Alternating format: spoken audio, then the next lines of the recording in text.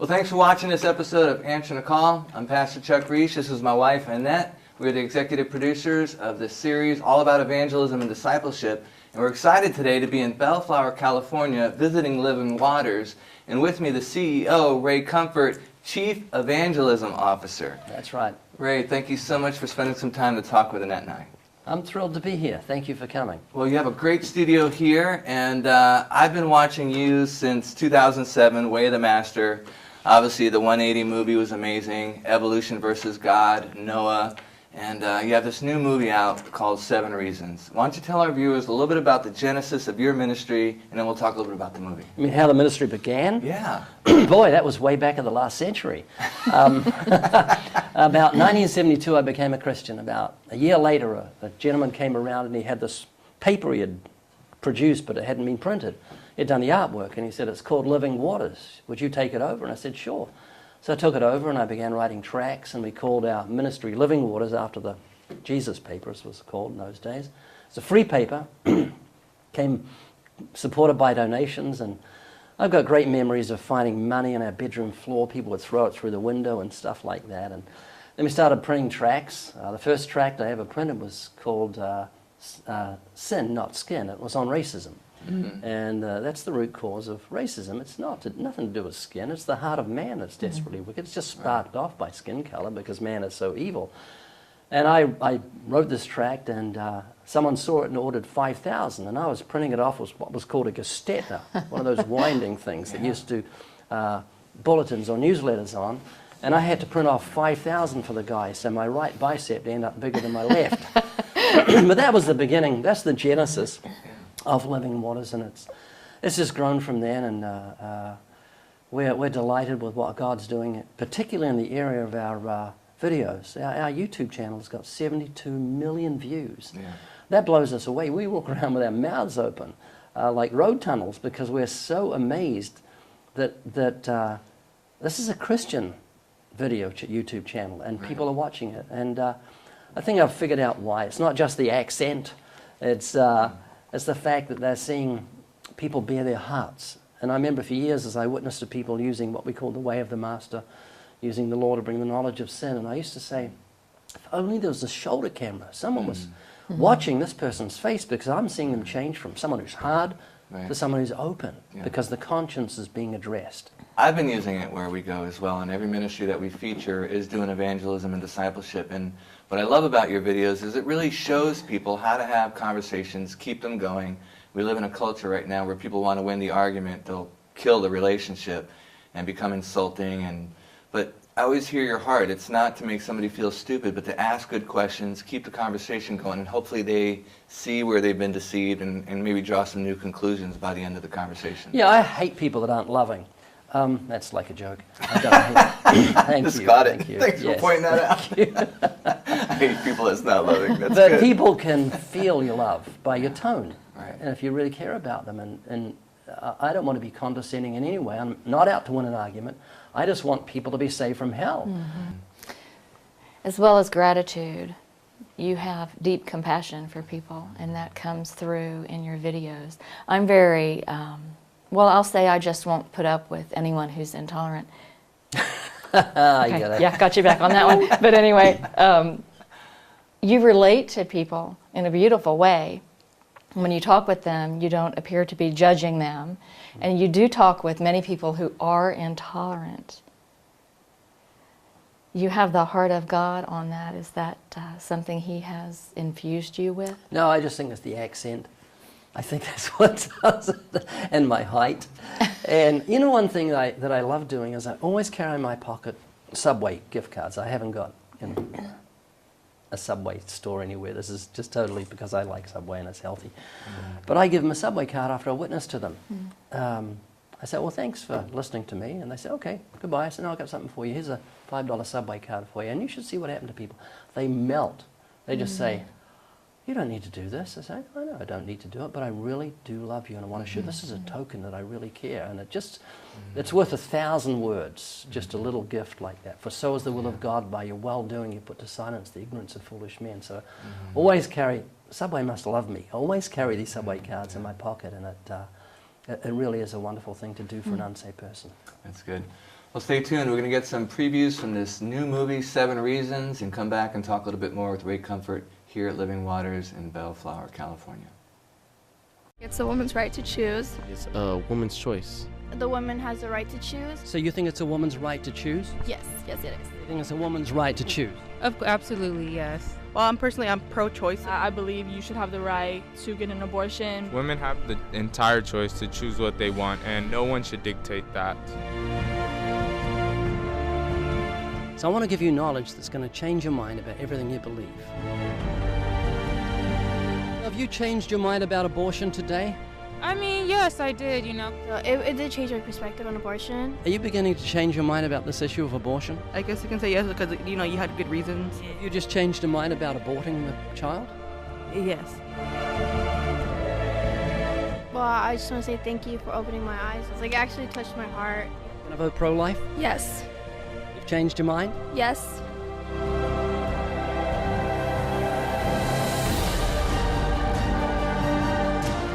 Have you changed your mind about abortion? Of course. Are you going to vote pro-life? Yes. Yes. So you've changed your mind about abortion? Actually, you know what? Yeah, I have. So you're going to vote differently now? Yeah, I will. You just changed your mind about abortion? I changed my mind. So you're going to vote differently when it comes to abortion? Yes. You're going to vote pro-life? Yes.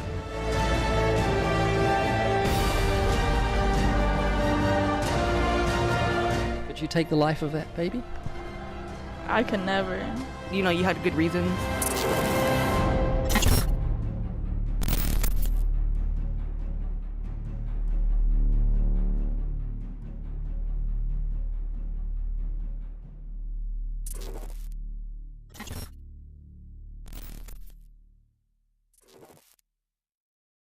Hi, I'm Pastor Chuck Reish. I'm the executive producer at Horizon Media Studios. It's a 501c3 media ministry, and what we're doing is helping other ministries tell their story. Homeless shelters and children's homes, Bible colleges, seminaries, mission sending agencies. With your help, we can continue to help tell their story, to inspire the world, to shine their light, and let God get the glory for the work that's being done in advancing the kingdom of Jesus Christ. Thanks again for praying for us. Well, thanks for continuing to watch this episode of Answering the Call. I'm with Ray Comfort, CEO of Living Waters, my hero. We love talking about evangelism, and I love how you bring people to the knowledge of the law. See, they're guilty, now they're crying out for mercy. But let's talk about 7 reasons, because it's a big topic right now, pro-choice, pro-life. States are starting to legalize abortion up until delivery. Talk about the heart behind 7 reasons and how we hope God uses it. That film was birthed out of necessity. I was horrified to see politicians, without batting an eyelid, talk about killing babies after they were born. Compassionately, kill them. It's just horrific. And I thought, I can't stand this. So went to a local college and I began asking people, give me some reasons to justify abortion. And the usual ones came up. Rape was the most common. If a woman is raped, and I'd let them talk for a minute and say, well, why would you kill the baby for the crime of the father? And they hadn't really thought very deeply about it, They hadn't thought about adoption or whatever. And then I used the analogy, it just came to me when I was talking to them. If you saw a child in a car and the windows are up, hot day, what are you going to do? I'd smash the window and rescue the child. I said, would you smash the window and kill the child? No. But that's what you're doing with an innocent baby in the womb. That's not the guilty party. This is the innocent party. Right. The party that's the product of the wrong. Just have the child, have it adopted. And, my wife went through morning sickness. It's not morning sickness. It's 9 months sickness. She was just sick. Some ladies make it all the way through, but she was really sick. So I do know there is a sacrifice to becoming pregnant and morning sickness, and then you've got the carrying the baby and the baby kicking and all that. But when a woman becomes a mother and actually physically takes that child, something happens. And you hear these people say, no, I would die for this child. And they're not letting it happen. They're letting a doctor kill the child before it's born. So my confidence is when I share those thoughts is that the person has a conscience. Every single person has a God-given conscience. It's the work of the law written on the heart. And so you and I as Christians have got weapons of warfare that are mighty through God to the pulling down of strongholds. We can summon the conscience into the courtroom and say, you know it's wrong to kill, don't you? And conscience speaks up. It's a voice that's so strong. It can drive people to suicide, drives many to drink, because it's God's impartial judge on the courtroom in the mind, and it bears witness when we say you shall not kill. And that's what happened in our 180 movie. I didn't... In 180, that whole thing was an accident, 180. We didn't plan it that way. It was an unplanned pregnancy. I was making a movie on Adolf Hitler and his religion. And so I went to universities and said, heard about Adolf Hitler? And it was like, no. I said, you're kidding. Right. Check with others. No. Right. Adolf who? I think, what planet do you live on? Right. Don't you know your history and what's happened? And I went to a local college and I saw a guy under a tree, and he had very long dreadlocks and a lot of character in his face. And talked to him for a minute, and I thought, man, this guy would be good. So I said, what do you think of Hitler? And he says, wicked, evil, evil man. And I said, oh, it's good to hear that. So I said, what do you think of abortion? I turned my camera on, and we're out in the sunlight to get better shot. And he said, oh, I think it's a woman's choice. I said, you're a Nazi. It was just almost like that. I said, that's Nazi. You want to kill a child in the womb? I said, answer me this. It's okay to kill a child in the womb when? Appealing to the conscience. And he just became frustrated and angry, and he stormed off, and I filmed him walking away, zoomed up, and then I went, and I had, boom, and I'd turn the camera on at the end of that interview. I'd turn it off accidentally at the beginning because I was in full sunlight and couldn't see the screen, and I was horrified at what I'd done. Before. Yeah, and I thought, I didn't even tell nightmare. anyone for a week. I felt so stupid and so disappointed that I'd missed a very colourful sword fight. Right. But I began thinking, boy, look at what happened with that guy. He couldn't answer that question. Yeah. And so I went back and began asking again and again, and so evolved 180. I thought, this is nothing about Hitler's religion. This is a pro-life movie, so we And sent seeing it the out. parallel between 11 million people killed, 6 Yes. million Jews and babies in the womb. Yes. You might have missed that opportunity to capture it on video, but he didn't miss it. Yeah, that's right, yeah. So that was my one consolation. And then from there came 180, which is nearly 6 million views on YouTube, and we gave away 1 million DVDs. It's been on television in 190 countries, so I'm so grateful. Someone said to me when they first saw it, before it was released, take out the gospel. This is a very powerful pro-life movie without the gospel. And I thought, you've got more chance of me flossing the back teeth of the lions at the LA Zoo at feeding time than you have of me taking the gospel out. Right. It's the setup for the need for the gospel. That's it. What I love about your videos too is you're talking with folks 5-10 minutes, you've been asking them questions, they've been doing all the talking. Now, out of courtesy, they've got to listen to you explain some biblical principles that are important. Yeah, also, there's another dynamic going on. I tried interviewing without a microphone. I had just used my iPhone with an attachment. I hated it. You know why? I had no control. At the moment, I can say, I'm talking. The You're talking talking. stick, yeah. And if they go on too long, I can bring it back and say, oh, let me da-da-da. And I can get them without being rude, because that's giving me... Right. Who's on, who's off. Yeah, who's on and who's off. So the use of the law in evangelism, that biblical cookie-cutty method, is the basis, this foundation for which I base my evangelism. And then I go all different areas, and I say to people, don't copy me.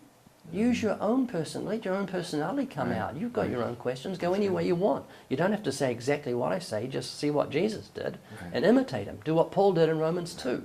You who say you shall not steal, do you steal? You say you shall not commit adultery, do you commit adultery? Right. Appealing to the conscience, the work of the law written on the heart. And you did that in the movie too. You explained conscience with knowledge. Yes. That was brilliant. I totally forgot that's what conscience meant. Yes. Con with knowledge, science. Science. So when you meet an evolutionist, say, yeah, you like science, you'll like this. Yeah. Conscience means science, knowledge. And Yeah. so That's I good. love meeting with atheists, because they really are people that haven't given any depth of thought to Right. what they believe. Yeah. If you say, I'm praying for you, their pat answer is, I'm thinking for you. That's how their answer cynically say that. And I say, oh, it's good that you're thinking. You know, because you're not thinking deeply when you believe nothing created everything. Right, yeah. That's scientifically impossible. Right. Nothing cannot create anything because it's nothing. Right. You need a prime mover in the beginning that's eternal, Right. that's not material, it's spiritual, and God fits the bill. That's good. Keep watching. We're going to show some parts of this movie, 7 Reasons. Not only are they talking about pro-life, pro-choice, but it goes into sharing the gospel, which, as Ray said, is probably the most important part of the movie, is that people are not only just pro-choice, but they're pro-Jesus and are saved, not just going to hell, pro-life. Keep watching.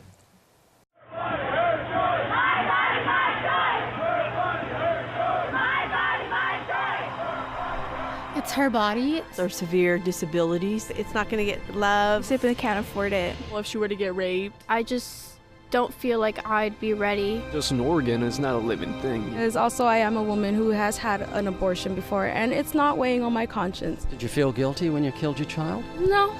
Well, this is a victory for Planned Parenthood. The Supreme Court has blocked a controversial abortion law. Virginia's governor today responded to critics after a move by Democrats to ease restrictions on late-term abortions. When she was asked by a Republican lawmaker if her bill would allow an abortion even while a woman was in labor. My bill would allow that, yes.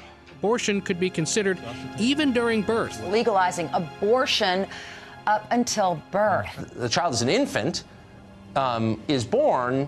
There's a point where the mother and the physician can decide whether to kill the infant or not. I'm asking you what you think of it. That's it. This is about you attempting to control women's bodies. Okay.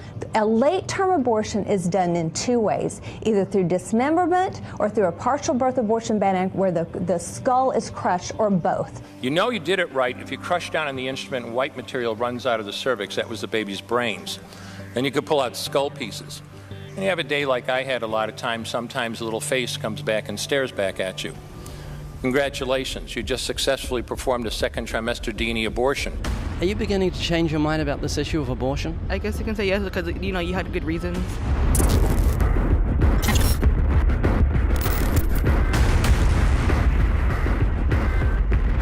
How do you feel about abortion?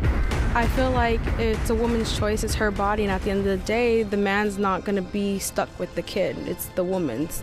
Yeah, I think it's a woman's choice. So you think it's a woman's right to choose? Yes, yes it is. If it's not at the due date when it's due, I'm sorry, but it's not really a baby, but it is a baby at the same time. So if it's 8 months in the womb, it's not a baby? No, I think 8 months is a little too far along to have an abortion. Maybe like in the earlier stages would be better. 7 months?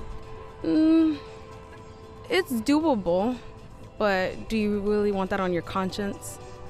You know, its heart begins beating at 3 weeks, 1 day. Did you know that? Yes, I did. Is it okay to kill it then? Yes. So when does it become a baby? At what stage? When it can see?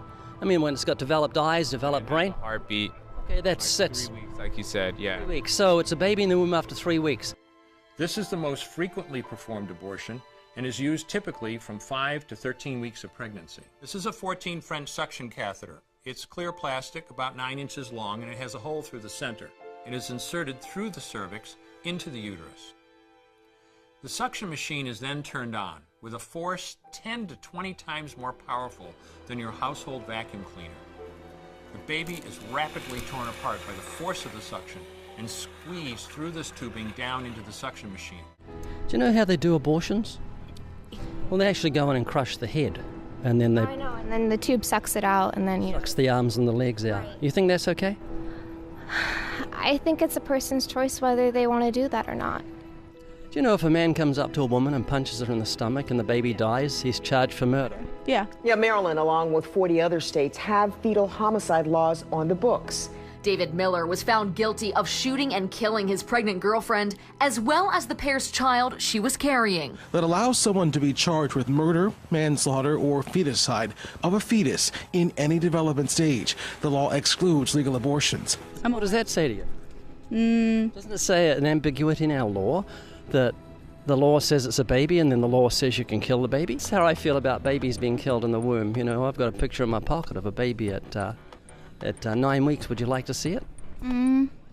Sure. That shows you the stages of gestation. I would never encourage anybody to have the abortion in the first place.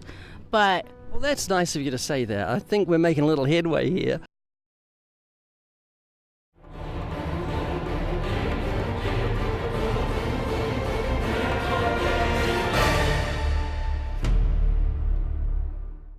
Hi, I'm Pastor Chuck Reish. I'm the executive producer at Horizon Media Studios. It's a 501c3 media ministry, and what we're doing is helping other ministries tell their story. Homeless shelters and children's homes, Bible colleges, seminaries, mission-sending agencies. With your help, we can continue to help tell their story, to inspire the world, to shine their light, and let God get the glory for the work that's being done in advancing the kingdom of Jesus Christ. Thanks again for praying for us. Well, thanks for continuing to watch this episode of Answering a Call. We're with Ray Comfort, Living Waters, talking about 7 reasons and some of the other films that Living Waters produced to help evangelize a country. As a woman, and you've seen 7 Reasons, we got a chance to preview it before this interview today. What's your thoughts? You're obviously a mom as well. How do you see God, some of these arguments, women... I think there's a great deception that swirls around this issue. Women believe it's their body when actually that baby is housed in their body, but it isn't even part of their body. Right. It's not a vital organ. Right, it isn't. Women believe they have the right to choose. I think when you kill your own child, you put to death a piece of your heart along with it. Boy, that's I don't think you deceptive. ever recover from it. Yeah. I think the great deception is that it's our choice whether to allow our child to live or die. And you make the great point that it's not our choice when our 6-year-old continues to disobey. It's not our choice then to let the child live or die. Yeah. You make the point that the safest place in the world should be a mother's womb, but it's become the most dangerous. Yeah. You're like me. You talk about it with the tears in your eyes. It's like a horror beyond words. I cannot believe we're having this conversation. No, I can't. That women kill their own offspring. What animal does that? What female kills her own offspring? There may be some out there, but you see a mother lion licking that little baby. You see a giraffe licking that little baby because they've got this instinctive love, and yet it's lacking within the sinful human nature. And we think it's our right, and we're championing feminism and women's rights. But isn't there a vast number of babies aborted because they're girls, because they're female? Yeah. And is that taking place in this country, Ray? Yeah. Gender selection? Absolutely. Yeah. It's not just other countries? Oh, It's right yes, here where we right sit? here. Yeah, and I think this is where the gospel comes in. It changes the heart. What we're talking about is utter selfishness. And the gospel changes the heart. When I became a Christian, in an instant I became pro-life. In an instant I became pro-marriage, one man, one woman. In an instant I became anti-pornography, anti-fornication, anti-adultery. Everything that God found abhorrent and morally wrong, I immediately sided with because God had given me a new heart with new desires. So my agenda as a Christian isn't to make people pro-life and let them end up in hell. I want them to be saved from hell, and as fruit of that new heart, they'll love righteousness. And be an advocate for that, Yes. for life. Jesus is pro-life. He came to give life, life abundantly. John 10:10 kind of sums it up. But for somebody who's maybe even not there yet, anti-religion, you can't start with a verse because their walls go up, so you have to reason other ways. Well, keep watching. We're going to show a little bit of this movie, 7 Reasons, so you can watch the whole thing. You can go to livingwaters.com and see some of the other movies. Exciting. Keep watching. So it's a baby in the womb, is that right? Yeah. Finish the sentence. It's okay to kill a baby in the womb. When? When?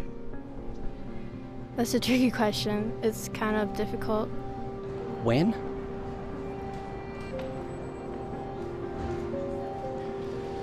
So after 3 weeks, 1 day, the heart begins to beat.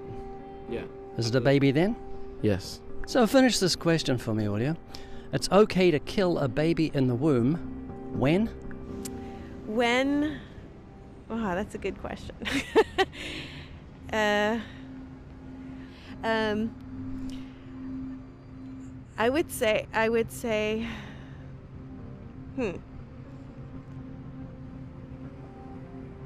So it's a baby in the womb? Yeah. Okay, finish the sentence for me, Brian. It's okay to kill a baby in the womb when?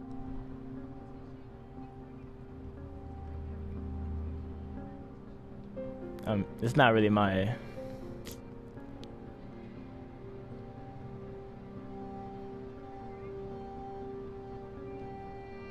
Yeah, I don't even know how to answer that. You know what's happening? Your God-given conscience is saying to you it's wrong to kill a baby in the womb. So when is it okay to kill a baby in the womb? I don't think it is. So couldn't you tell someone that? If someone's going to kill their child, you should say, hey, that is wrong. Don't kill your child. If you saw a child in a car and the windows were up and the mother was going to leave it in the car to die on a hot day, what would you do? I'd be angry. I would break the car. I'd smash the windows, call the police. Feel that strongly about it? Yes. Because the life of the child is involved? Yes. Isn't that the same with abortion? What would you do? I'd bust the window. You'd smash the windows? Would you smash the windows and kill the child? No. Why not? Because that's her child. But that's what you're saying to do with a child inside of a woman. The child's innocent, or the father's guilty.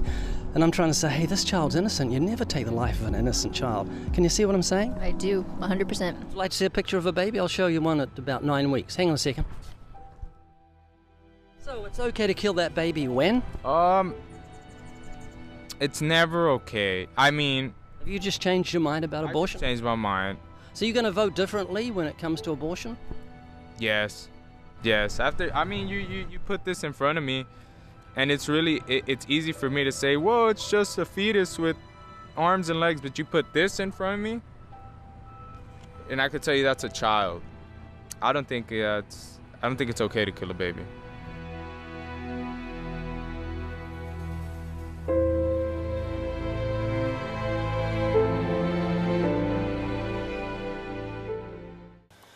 Well, thanks for watching this episode of Answering the Call. Until our next episode, I want to thank Ray Comfort for joining Annette and I as executive producers of the show. We get to talk to our heroes. And thank you for pouring into us and teaching us how to share the gospel effectively as we go traveling around the world visiting ministries. So thank you for our partnership in the gospel. Well, it's been an honor. Thank you so much. Yeah, and the website, or is there a phone number too that you'd like to give our viewers? This is a website, livingwaters.com. See the movie at 7reasonsmovie.com. So livingwaters.com is the mother, and the other one is a cousin or something. Yeah. Amen. Amen. Well, thanks for watching. Until our next episode of Answering the Call, may you and your families be blessed.